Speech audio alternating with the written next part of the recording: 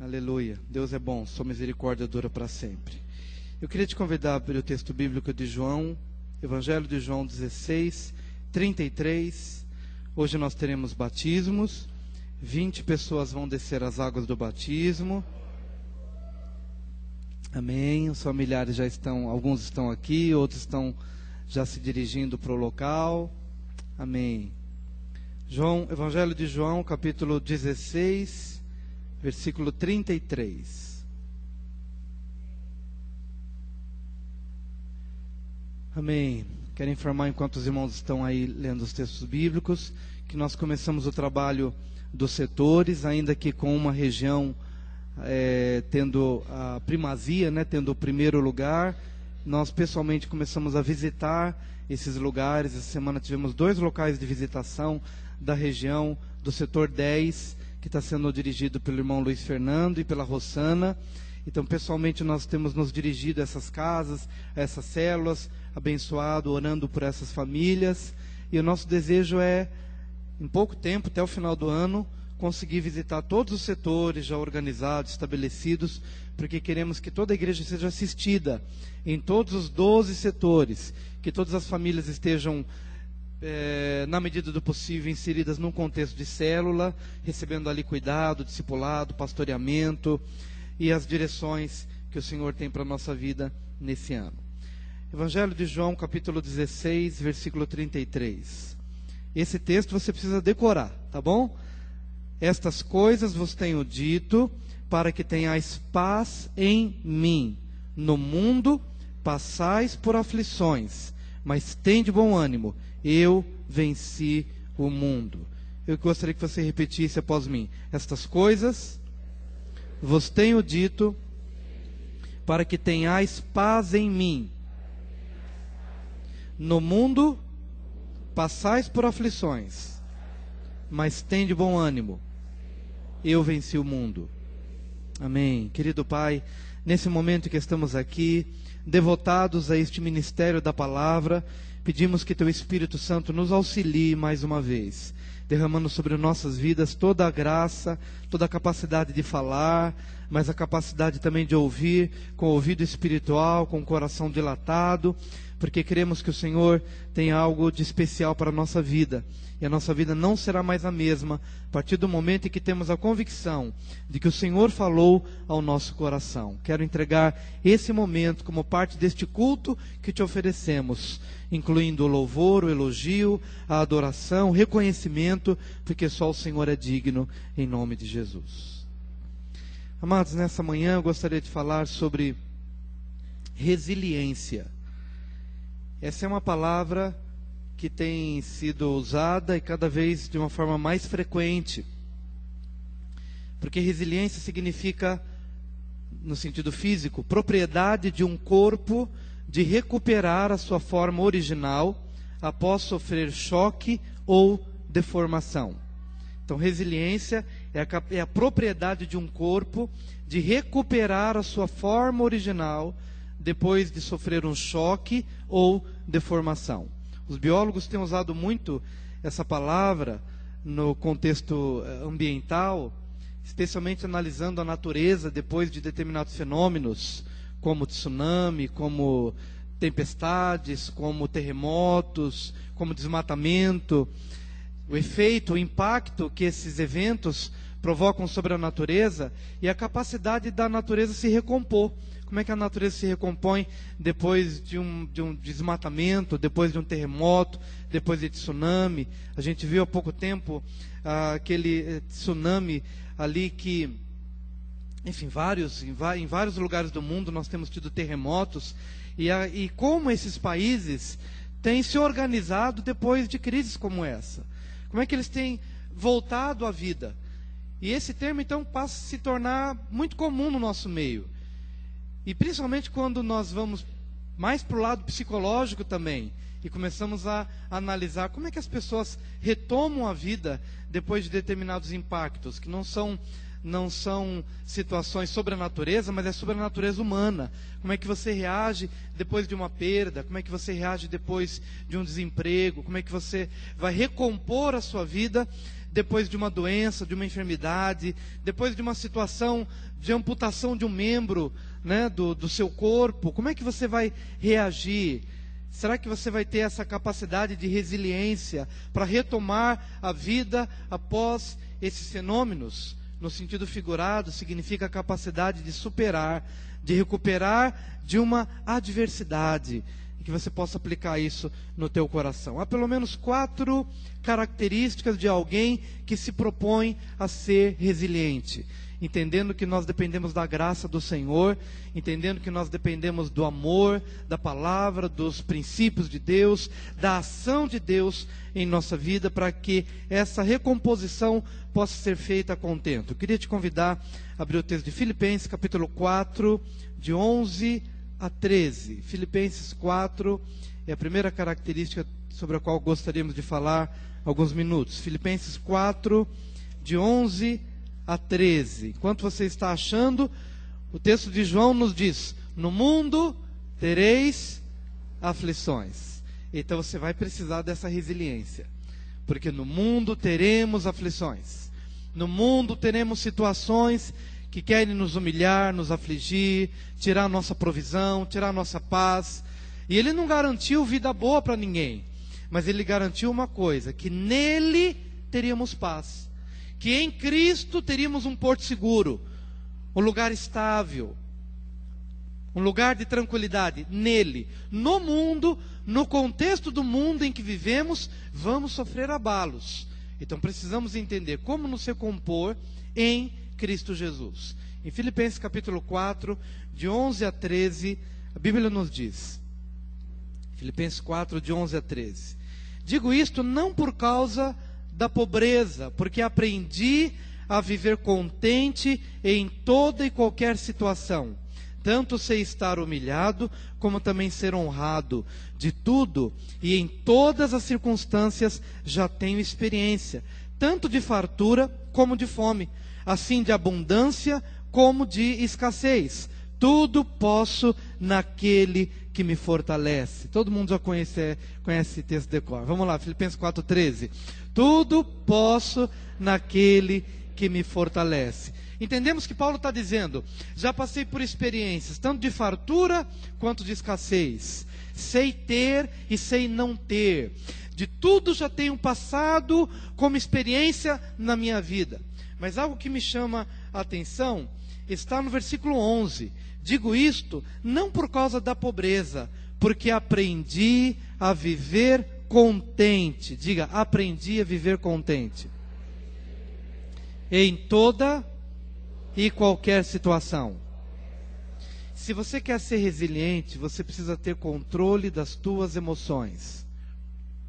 Você precisa ser senhor sobre as tuas emoções. Muitas vezes nós ficamos vulneráveis quando não temos. E o não ter nos remete a uma condição de tristeza. Uma situação de aflição, necessariamente, em muitos casos, nos leva a tomarmos a forma daquela condição de privação, de perseguição. Se há uma situação de opressão, então nos conformamos à opressão, tomamos a forma da opressão. E eu gostaria que você entendesse que o apóstolo Paulo aprendeu no decorrer dessas experiências. Eu acredito que no começo da vida cristã de Paulo, como de qualquer um de nós achamos o seguinte: bom, eu nasci de novo, então agora eu sou um gigante, eu sou espiritual, eu vou à frente, as coisas vão acontecer, não vai faltar nada, eu vou profetizar e as portas vão se abrir, e tudo vai acontecer, não serei mais envergonhado, não serei mais desonrado. Nós achamos que pelo fato da nossa realidade espiritual ter mudado, tudo vai mudar automaticamente. Mas Paulo percebeu uma outra realidade. Ele foi entendendo o que Jesus disse: no mundo tereis aflições. Opa! Então, Paulo fez uma conversão no seu interior. Ele entendeu que em Cristo ele teria paz, que em Cristo ele seria vitorioso, mas no mundo ele teria aflições. Mas o contexto mundial não mudaria porque ele mudou. Mas através da sua mudança interna, ele conseguiria lidar com os eventos negativos, com as situações desfavoráveis e situações que seriam desfavoráveis mesmo. E talvez seriam desfavoráveis até o último dia, até o último tempo. Mas nele, dentro dele, haveria controle. Então ele conseguiu compreender: Senhor, talvez eu tivesse um entendimento errado. Eu achei que pelo fato de ser cristão, nunca passaria por necessidade. Por ser cristão, nunca passaria por privação. Mas eis que a realidade me mostra algo diferente. Eu me deparo com privações, eu me deparo com provações, mas eu aprendi a viver contente. Eu aprendi a ser senhor das minhas emoções. Eu aprendi a não me tornar refém das adversidades, porque elas acontecerão, mas eu não sou escravo delas. Cristo em mim me torna livre. Eu sou livre para sofrer e não me deixar consumir pelo sofrimento. Eu sou livre para levar a bofetada da vida e mesmo assim me reerguer depois de cada novo evento. Por mais maléfico que ele possa me parecer, ou por mais que a intenção tenha sido de me destruir, Paulo começa a compreender que em Cristo ele pode ser senhor sobre as suas emoções. Eu aprendi a viver contente em toda e qualquer situação. E aí ele vai descrevendo quais situações. Tanto sei estar humilhado. Será que a gente já chegou a esse patamar? Você está lá numa condição da empresa e alguma coisa acontece e uma outra pessoa é honrada e você é humilhado e na sua concepção aquela situação foi injusta, não deveria acontecer. E a tendência humana é a gente afundar em meio a essas situações. A gente fica esperando que Deuteronômio 28 se cumpra na nossa vida. Eu vou ser cabeça e não cauda. Mas há alguns momentos em que você é colocado numa situação de vergonha, numa situação de humilhação, e não encontra respostas. E Paulo vai percebendo isso acontecendo na sua vida. O que fazer diante disso? Eu vou me programar para esta situação. Quando ela bater à minha porta, não me abaterei. Não me deixarei escravizar por esse sentimento, porque eu sei estar contente. De alguma forma o Senhor tem trabalhado nas minhas emoções para que eu saiba ser humilhado, tanto sei estar humilhado, como também ser honrado. De tudo e em todas as circunstâncias já tenho experiência, tanto de fartura como de fome, assim de abundância como de escassez. Quando a gente vai falar sobre dízimos e ofertas, às vezes a gente trata bastante disso. A pastora Maristela comenta bastante disso, e isso nos edifica bastante. Pessoas que, na verdade, elas não aprenderam a ter controle sobre as emoções e não aprenderam a viver momentos de escassez. Não aprenderam, não sabem estar contentes em momentos de privação. E isto faz com que ela só conheça uma vertente: eu tenho que ter. Porque se eu não tiver, porque se eu não tenho, eu não sou. Se eu não tenho, eu não tenho alegria. E então ele se envereda por um caminho louco, por um caminho absurdo, do consumismo, e do ter, e do fazer, e do tentar preencher, porque eles não conseguiram ainda aprender a dominar as suas emoções em momentos de escassez. E essa situação de prisão leva a pessoa a, não tendo, ela tem que ter. Então ela corre e faz alguma coisa, não importa o quê. E depois ela vai se afundar mais e mais em tristeza, porque tendo, quando não se tem condições de ter, nos leva a uma condição de bancarrota, de vergonha maior lá no futuro, porque a gente não conseguiu lidar com os momentos em que não era realmente para ter. Porque quando a gente não tem, por uma permissão de Deus, é Deus trabalhando no nosso ser, para que você possa aprender a ser contente, a ser feliz em momentos em que você não tem. Queridos, há momentos em que Deus tem que trabalhar na vida de uma pessoa que namorou talvez 1 ano, 2 anos. deixou o namoro. É um período de ausência de um relacionamento. Mas às vezes o melhor para você é aquele período mesmo de solidão. Para você rever seus conceitos, para você rever o seu interior, para você analisar aquilo que deu certo, aquilo que não deu certo.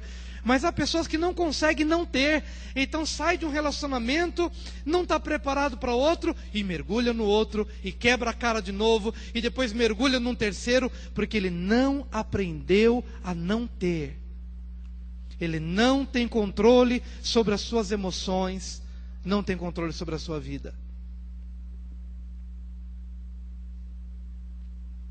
Resiliência, capacidade de você se recompor. E às vezes você precisa esperar um pouquinho para que as suas emoções voltem ao lugar, para que seu coração volte ao lugar e você possa refletir com mais maturidade, debaixo do controle do Senhor e do entendimento do Senhor, em nome de Jesus. Há uma segunda característica de quem se propõe a ser resiliente, está lá em Atos 27, de 20 a 25. Atos 27,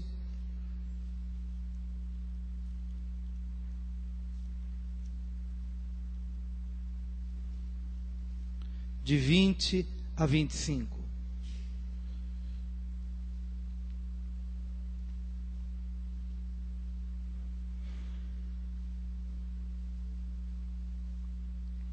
A Bíblia nos diz aqui em Atos 27, de 20 a 25. E não aparecendo havia já alguns dias, nem sol, nem estrelas, caindo sobre nós grande tempestade, dissipou-se afinal toda a esperança de salvamento. Repita após mim: dissipou-se afinal toda a esperança de salvamento. Vou continuar a leitura a partir do versículo 21. Eu estou em Atos 27, 21. Havendo todos estado muito tempo sem comer, Paulo, pondo-se em pé no meio deles, disse: Senhores, na verdade, era preciso terem me atendido e não partir de Creta, para evitar este dano e perda. Mas já agora vos aconselho bom ânimo, porque nenhuma vida se perderá de entre vós, mas somente o navio. Porque esta mesma noite, um anjo de Deus, de quem eu sou e a quem sirvo, esteve comigo, dizendo: Paulo, não temas, é preciso que compareças perante César, e eis que Deus, por sua graça, te deu todos quantos navegam contigo. Portanto, senhores, tende bom ânimo, pois eu confio em Deus, que sucederá do modo por que me foi dito. Porém é necessário que vamos dar a uma ilha. Diga, Euroaquilão. Você já ouviu falar de Euroaquilão? Quantos já ouviram falar de Katrina?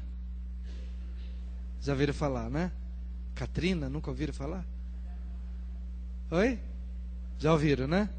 Que deu ali nos Estados Unidos, destruiu algumas regiões, vento, um tufão, um furacão, né?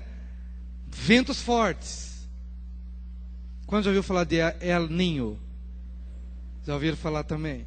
Pois bem, nos tempos bíblicos, bateu nessa embarcação um Euroaquilão. Era o nome daquele tufão, Euroaquilão. E Paulo estava numa embarcação com mais de 200 pessoas, ele estava ali. E a Bíblia declara que essa tempestade foi tão forte que eles tiveram que abrir mão das caixas, dos alimentos, de todo o peso do navio e jogar no mar. E depois de terem feito tudo, fugiu deles toda a esperança de salvamento. Em outras palavras, eles estavam literalmente perdidos.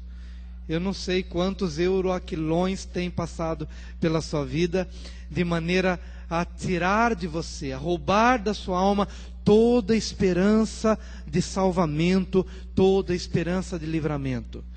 Amados, a gente lida com muitas pessoas, não só do contexto da igreja, a gente lê muito, observa o contexto mundial, quantas pessoas, quanto sofrimento, e a gente percebe que essa é uma realidade, quando as pessoas estão em condições tão críticas, onde se foge toda capacidade, toda visão, toda perspectiva de mudança, de livramento, de salvamento, de salvação.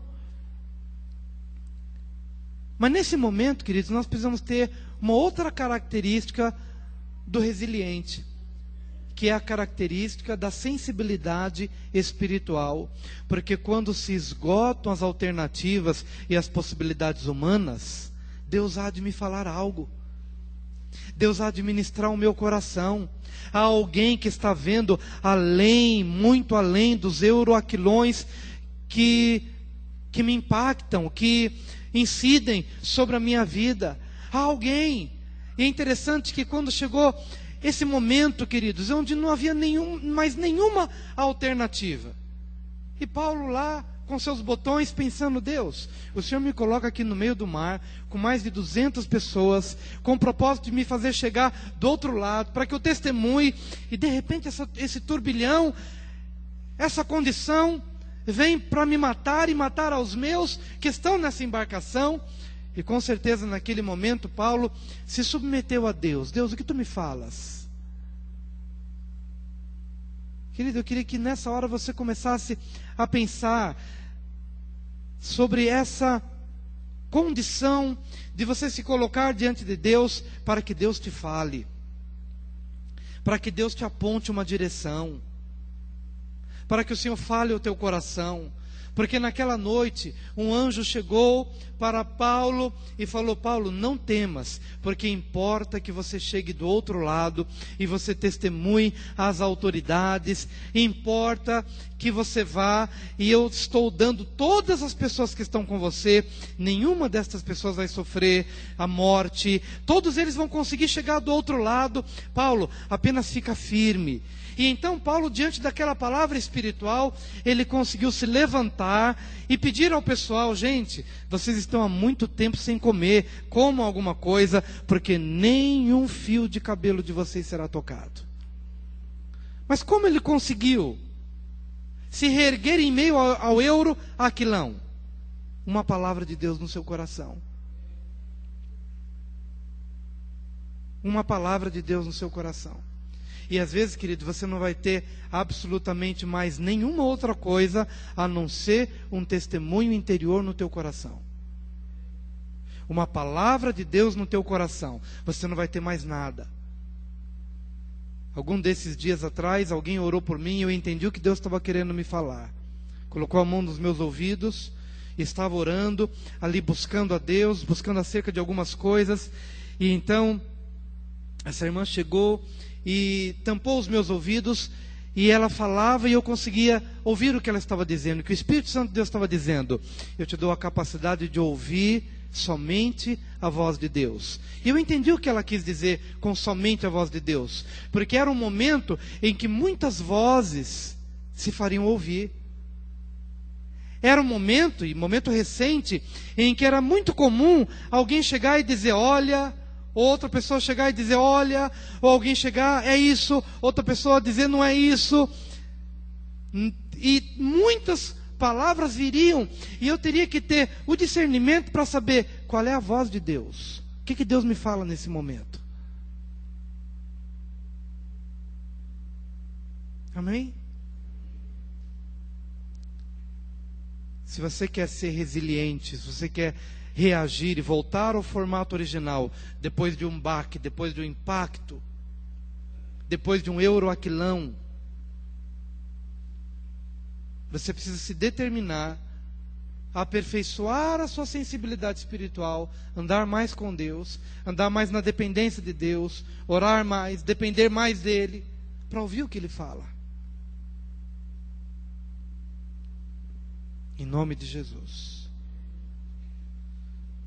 Quero falar sobre a terceira, penúltima característica. Está em 2 Samuel 12, de 15 a 24. Eu quero dizer aos irmãos que esses mais de 200 passageiros, tripulantes, tripulante é quem governa, né? É quem está mais na cabine, né?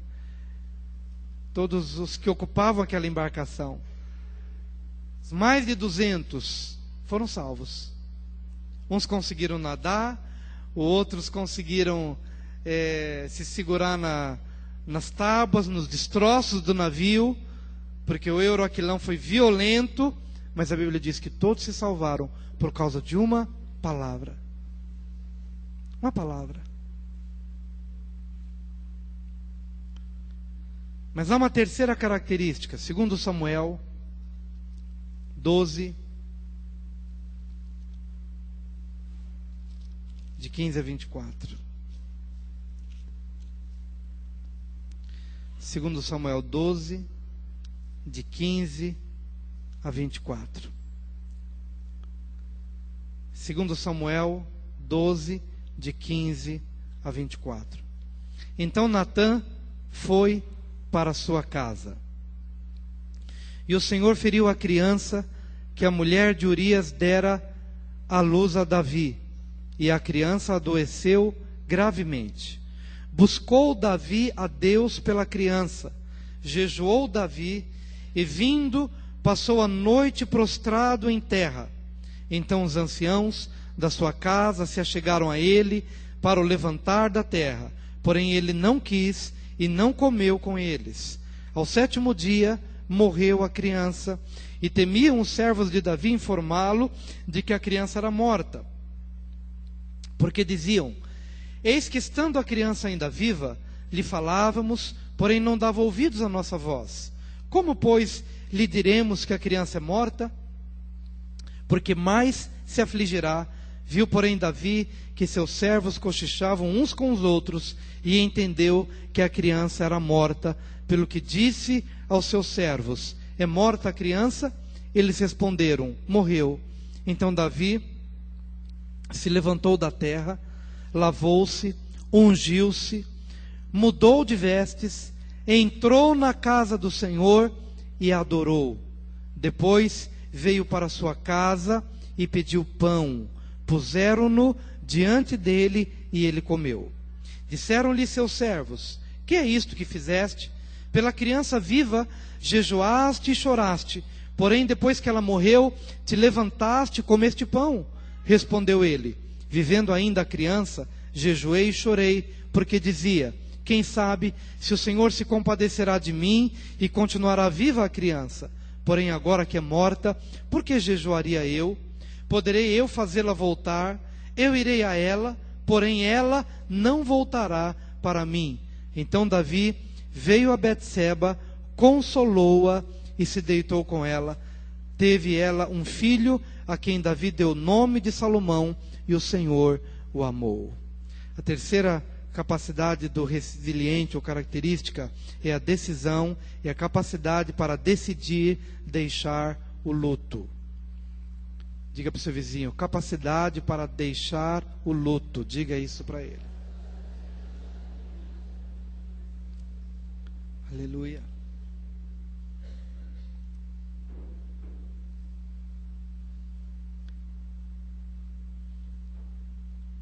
Diga: toda e qualquer situação.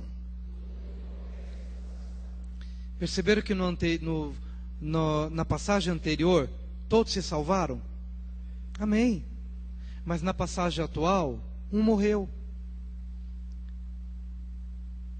Porque quer dizer, queridos, que nesse mundo de aflições, no mundo tereis aflições, dentro do contexto de aflição, a morte está lá dentro. A morte faz parte da lista de aflições que podem nos acometer a nossa casa, acometer a nossa família. E nós vamos lutar como toda pessoa luta contra uma enfermidade, contra a possibilidade de morte, e nós vamos fazer o nosso melhor, como Davi fez o seu melhor. Orou, jejuou, cuidou, se colocou diante de Deus, mas aprove ao Senhor levar aquela criança. Ele não permitiu que aquela criança vivesse. E o Senhor sabe dos motivos mais do que nós sabemos. E Ele levou aquela criança. Temos lidado com situações onde sempre ouvimos, pastor recente, 2 casos recentes de pastores que estão servindo a Deus. Um perdeu o seu filho nesse desmoronamento lá no Rio de Janeiro, que deu, se não me engano, no comecinho de 2010, ou foi comecinho de 2011? Comecinho de 2011. Lá no Rio de Janeiro. Toda a família estava visitando parentes, são daqui de Ribeirão, estavam visitando pessoas lá no Rio de Janeiro. E os parentes saíram da casa para visitar uma outra pessoa, mas um filho adolescente ficou numa casa. E aquele desmoronamento veio, soterrou a casa, e aquele adolescente, filho de pastor, morreu ali. Tombou em meio a uma visita a um parente. Recentemente oramos aqui por uma outra família de pastores da nossa região, não sei se é aqui de Ribeirão, mas da nossa região. A Karina que nos trouxe o pedido de oração. Mas um filho já com uma luta, com uma enfermidade já há alguns anos, e se agravando, um jovem temente a Deus, que servia ao Senhor de todo o seu coração, partiu e foi para a glória. A morte faz parte do contexto de aflição que pode bater a nossa porta. E se bater, não significa, queridos, que Deus se descuidou, não significa que Deus não cumpriu a sua promessa, ou que Deus não tenha cumprido o seu plano, mas nele temos paz. Em Cristo temos paz, embora a morte possa fazer parte do contexto da nossa história.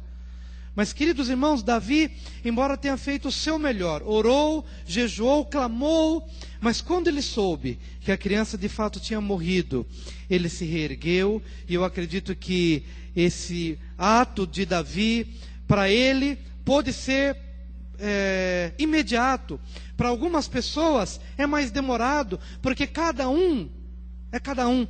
Cada um tem a sua história, cada um tem o seu nível de relacionamento. Para uns o luto é mais curto, para outros o luto já é mais demorado, 40 dias. Às vezes para outros o luto já é mais demorado ainda, 1 ano, 2 anos. Mas não importa quanto tempo cada um poderá assimilar, mas é importante, querido, que você tome uma decisão de deixar o luto. Em algum momento você precisa retomar a vida. Em algum momento você precisa retomar a vida. Como se caracteriza essa retomada da vida? No versículo 20: então Davi se levantou da terra, lavou-se, ungiu-se, mudou de vestes, entrou na casa do Senhor e adorou.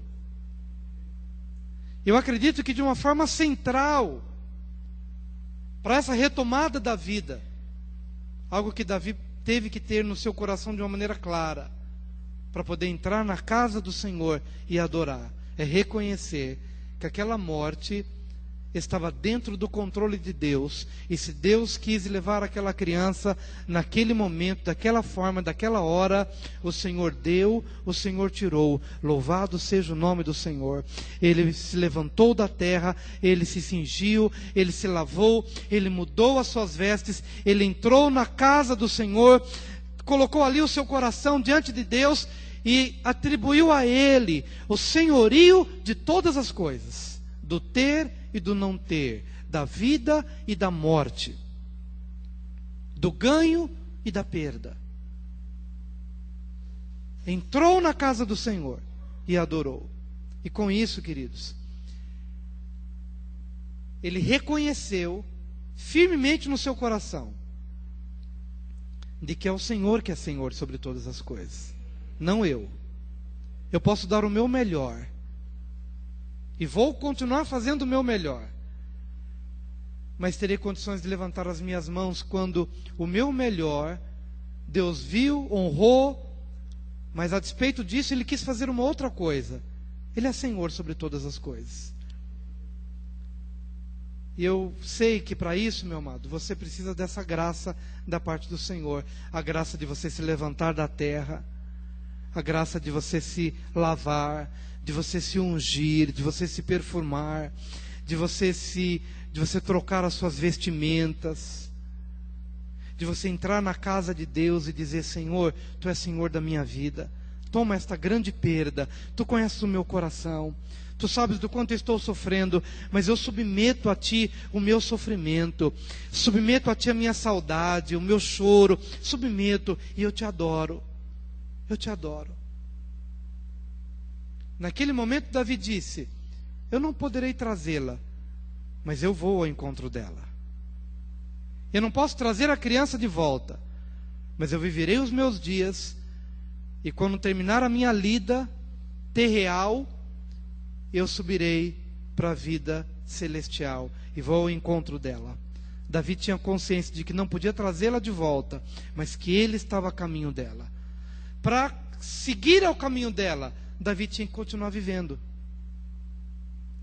Davi tinha que retomar a sua vida, e retomar a vida significa se levantar da terra, se lavar, se ungir, trocar as vestes, entrar na casa do Senhor e adorar ao Senhor, e reconhecer, o Senhor deu, o Senhor tirou, louvado seja o nome do Senhor.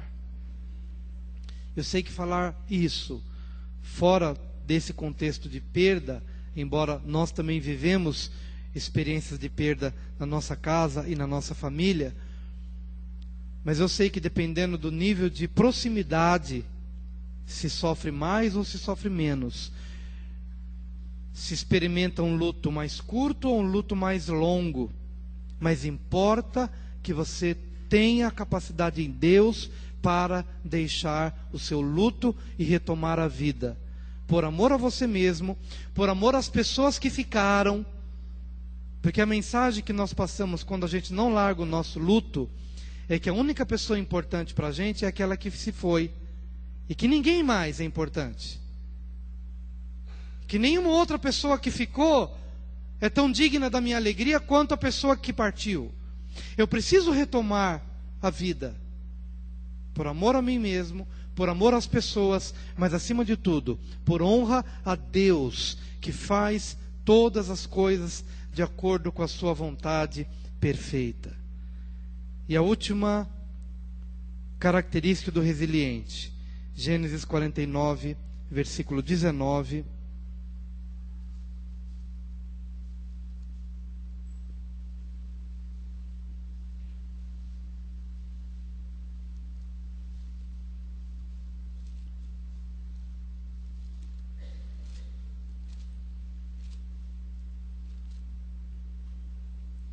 Gênesis 49,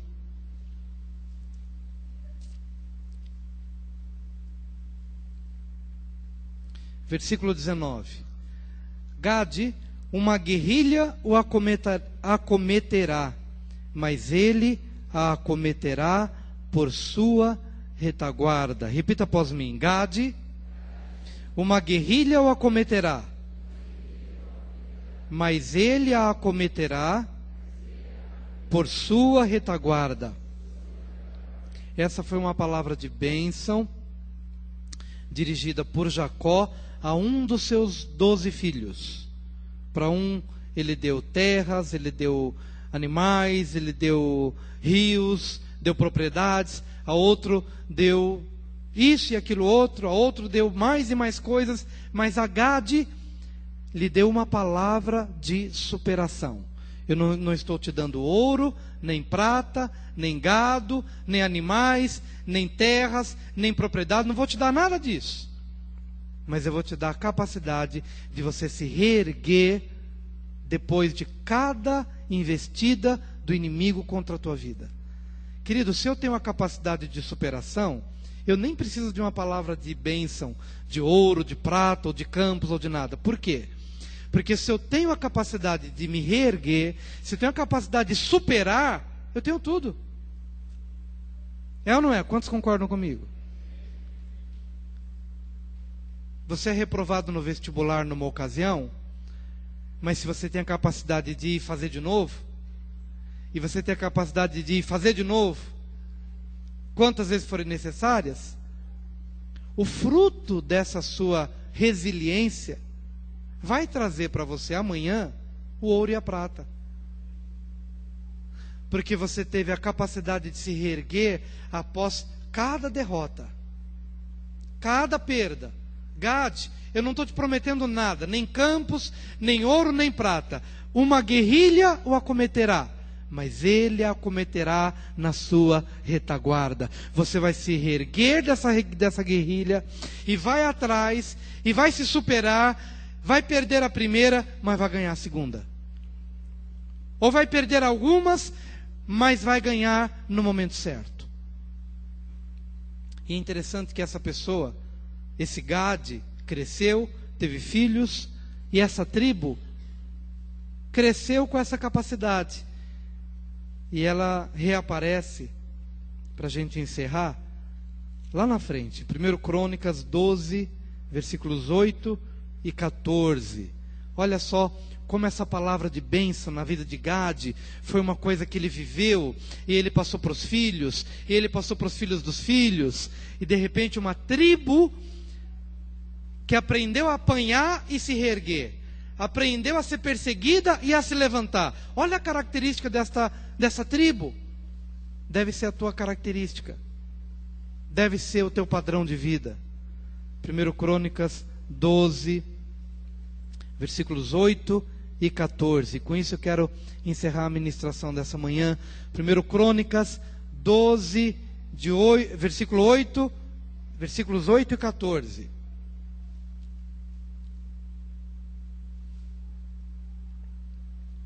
1 Crônicas 12, versículos 8 e 14. Dos gaditas passaram-se para Davi a fortaleza no deserto homens valentes. Diga, homens valentes. Levanta a mão aqui, quem é valente? Levanta a sua mão. Levanta a mão quem quer se tornar valente. Quer ser valente? Quer mesmo? Levanta a mão. Depois eu falo a outra parte. Mas quer ser valente? Primeiro eu vou falar da bênção, né? Agora, quer ser valente, meu amado? Uma guerrilha o acometerá, mas ele acometerá a guerrilha na sua retaguarda. Você vai se levantar depois de algumas situações. Quer ser valente? Quer ter o seu espírito forjado? Quer se tornar um guerreiro, uma guerreira? Aprenda a perder. Aprenda a viver momentos difíceis. Mas todas estas situações vão te fortalecer após cada luta. E essa é a quarta característica do resiliente. É aquele que se fortalece após cada luta. A primeira característica do resiliente é controle das emoções. Segundo é sensibilidade espiritual. Terceiro é decisão, poder de decisão para deixar o luto. E em quarto lugar, fortalecimento após cada luta, cada batalha. Fortalecimento. Veja que esses gaditas apareceram lá na frente como homens valentes. Diga, homens valentes.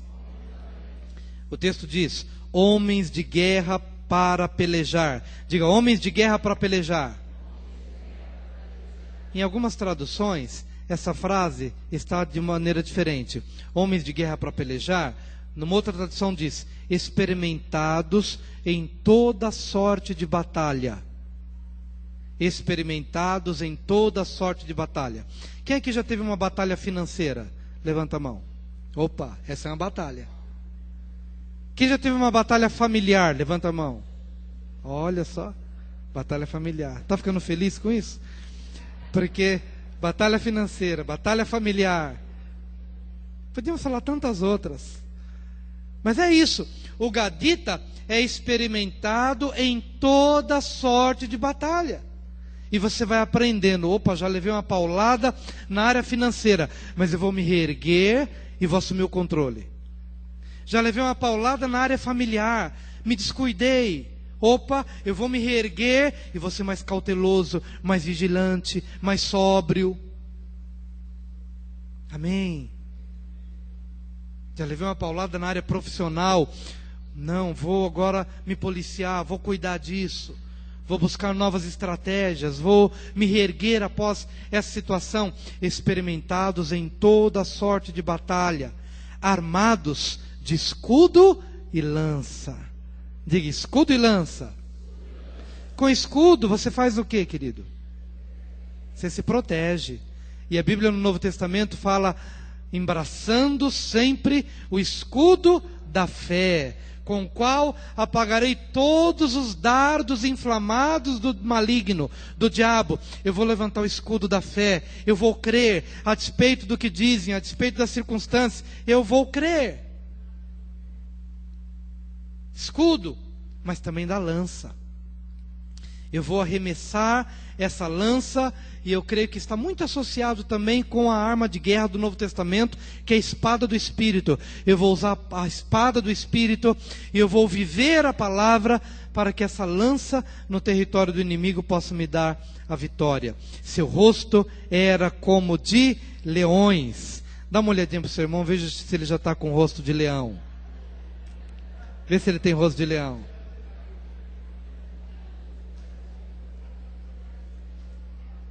Apesar dos palmeirenses que nós temos aqui, mas vê se ele tem rosto de leão. Porque corintiano a gente sabe que já tem um rosto já.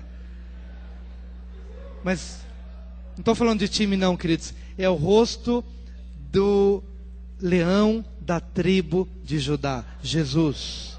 Jesus. Não há ninguém na Bíblia que tenha experimentado essa capacidade de se reerguer como Jesus. Não há ninguém na Bíblia que tenha se reerguido como Jesus. E ele é o leão da tribo de Judá. Aquele que se reergueu, aquele que enfrentou a cruz, aquele que enfrentou a morte. Mas ao terceiro dia ele ressuscitou e ele nos deu a capacidade de forjar o nosso rosto como o rosto de leão. Gente preparada para a batalha, para se reerguer, não importa, eu vou me levantar. Cada um dos gaditas tinha rosto de leão. E eles eram ligeiros como gazelas sobre os montes. Aleluia. Ligeiro, ligeiro, guerreiro, ligeiro. Ligeiro para perdoar, ligeiro para se reerguer, ligeiro para tomar as decisões certas em Deus. Claro que com a devida prudência, não sendo precipitado.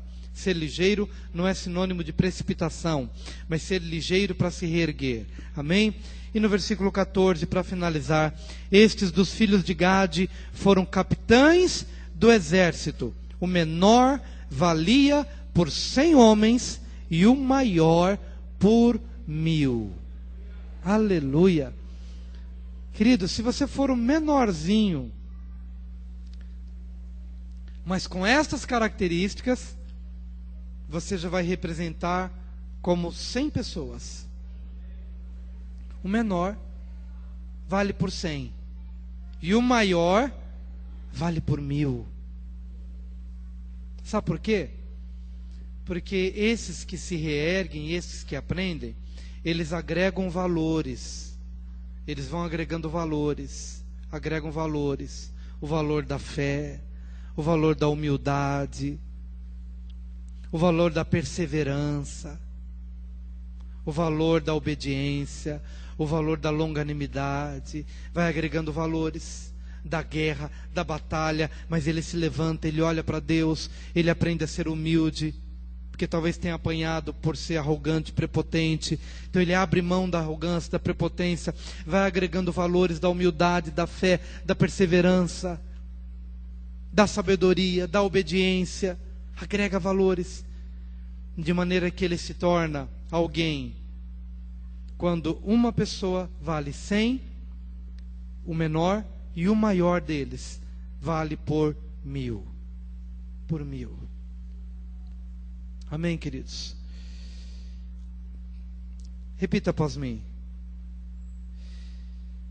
Estarei no controle das minhas emoções. Buscarei sensibilidade espiritual. Tomo a decisão de deixar o luto e aceito o desafio de me fortalecer após cada nova batalha. E o Senhor Jesus será glorificado em minha vida. Em nome dele. Amém e amém. Aleluia. Eu quero convidar você a vir à frente para receber a oração de fortalecimento nessa hora de batalha.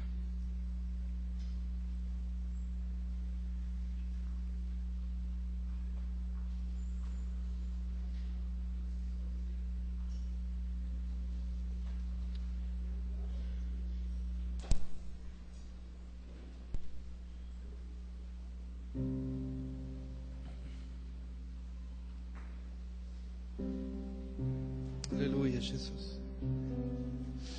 Se teu coração estiver aberto, querido, Deus vai fazer algo novo no seu coração nessa manhã mais uma vez.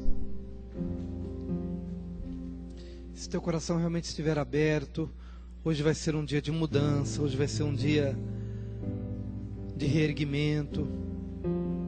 Se teu coração estiver aberto e desejoso, Deus vai fazer muitas coisas, muitas coisas. Eu quero te agradecer, Senhor, nessa hora, porque a tua palavra é semente de vida, e eu creio que cada um vai recebendo essa semente, vai se alimentando dessa semente. Eu quero te agradecer, Senhor, pela oportunidade que o Senhor nos concede de te adorar nesta manhã mais uma vez. Eu oro pelas famílias aqui representadas, tantas pessoas que se encontram aqui, cujas histórias poderão ser transformadas, tomarão um novo rumo. Eu creio, Senhor, que além das nossas expectativas, o Senhor pode fazer, porque teu Espírito Santo está presente neste lugar. Querido, faça como Davi, entre na casa do Senhor e adore ao Senhor.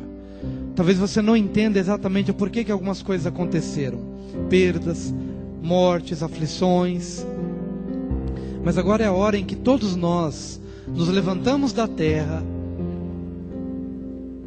nos lavamos, nos ungimos, nos cingimos de uma vestimenta nova e entramos na casa do Senhor e adoramos. Nessa hora, adore ao Senhor. Talvez algumas coisas passem pela sua mente, mas agora é hora de adorar ao Senhor. Nós vamos adorar ao Senhor, todos nós. Aleluia. Fazendo como Davi. És o Deus deste lugar, Oh Jesus, o Rei desse povo, Senhor dessa nação. Tu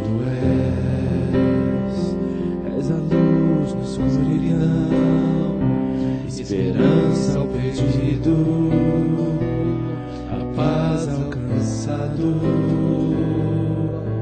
Tu és, não há outro igual a ti. Tu és maravilhoso. Não há outro igual a ti. Não há outro, Senhor. Tempos melhores estão por vir, obras maiores se farão neste lugar.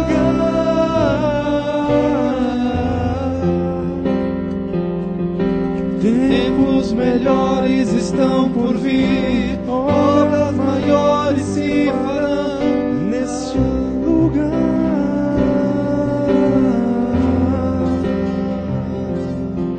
Tempos melhores estão por vir, obras maiores se farão neste lugar.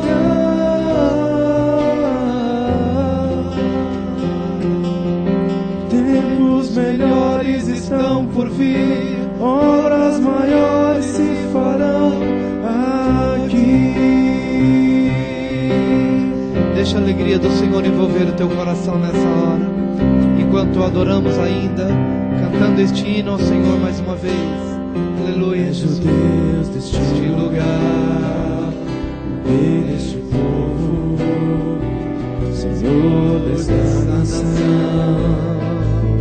Tu és a luz na escuridão, esperança ao perdido, a paz alcançado. Tu és, não há outro igual a ti. Não há outro igual a ti.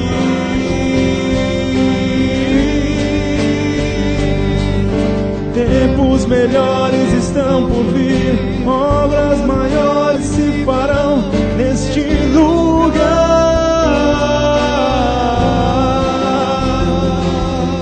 Tempos melhores estão por vir, obras maiores se farão neste lugar.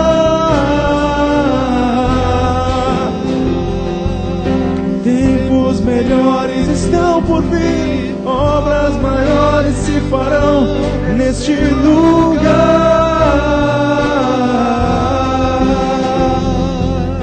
Tempos melhores estão por vir, obras maiores se farão aqui. Eu quero que você, nesse momento, tenha consciência de que estas obras maiores que se farão aqui, a começar aonde? No teu coração. Começar no teu coração. Veja profeticamente o Senhor fazendo algo novo no teu coração. E aí se estendendo pela sua casa, se estendendo pelos seus relacionamentos, em nome do Senhor Jesus. Vamos cantar esta parte que fala sobre estas obras do Senhor sendo operados em nossa vida. Tempos melhores estão por vir, obras maiores se farão neste lugar. Veja o teu coração, veja a tua casa. Tempos melhores estão por vir, obras maiores se farão neste lugar.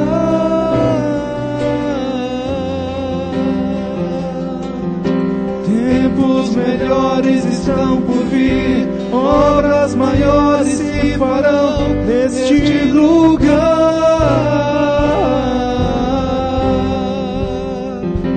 Tempos melhores estão por vir, obras maiores se farão aqui. Levante a sua mão, comece a clamar agora, para que o Senhor efetue todo o bom propósito que Ele tem para a sua casa, todas as promessas, para a sua vida pessoal, para o seu coração. Levante esse clamor ao Senhor e adore ao Senhor, reconhecendo-o em todos os teus caminhos.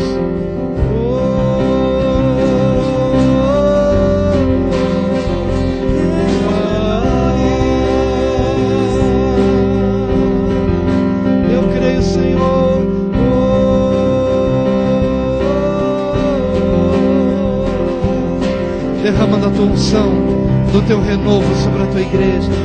Derrama do teu renovo, derrama do teu renovo. Derrama do teu renovo, Senhor. Derrama do teu renovo, Senhor. Aleluia, derrama do teu renovo. Derrama, Senhor, derrama do teu óleo, da tua unção restauradora. Esta manhã eu creio, eu creio. Eu creio, Senhor, eu creio, eu creio, eu creio.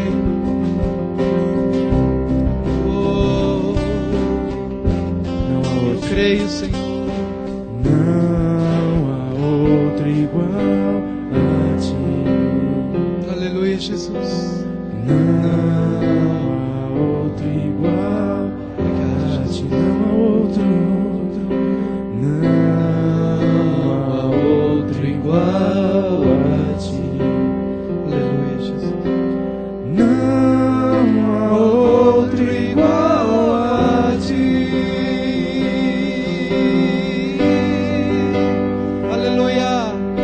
Tempos melhores estão por vir, obras maiores se farão neste lugar.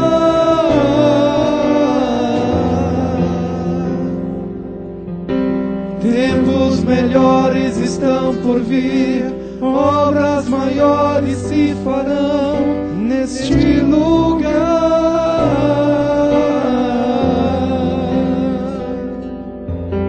Tempos melhores estão por vir, obras maiores se farão neste lugar.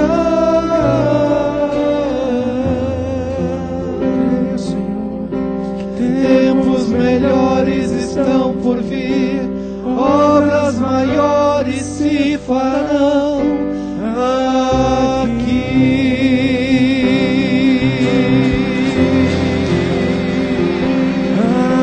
Eu creio, eu creio, eu creio. Eu creio, eu creio, Senhor. Eu creio, Senhor, eu creio. Eu creio, eu creio, eu creio.